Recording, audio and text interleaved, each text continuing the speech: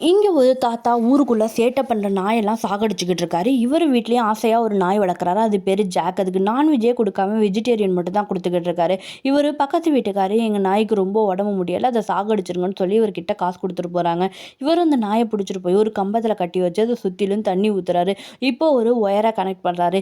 இந்த நாய் சாகிறத தன்னோட நாய் பார்க்கக்கூடாதுன்னு அதை ஒரு ரூம்குள்ள தள்ளி கதவை சாத்திடுறாரு. இப்போ இந்த ஒயரை எடுத்து சுவிட்ச் போர்டில் கனெக்ட் பண்ணி சுவிட்சை ஆன் பண்றாரு. ஆனா அந்த நாய்க்கு எதுவுமே ஆகலை. இப்போ கிட்ட போய் ஒரு டஸ்டரை வச்சு செக் பண்ணி பார்க்குறாரு. கரண்ட் பாஸ் ஆகுது. இப்போ அந்த நாய் மேலேயும் டஸ்டரை வச்சு செக் பண்ணி பார்க்குறாரு. அந்த நாய் மேலே கரண்ட் பாஸ் ஆகுது. ஆனால் அந்த நாய் இறந்து போகல. இப்போ நைட்டை காட்டுறாங்க.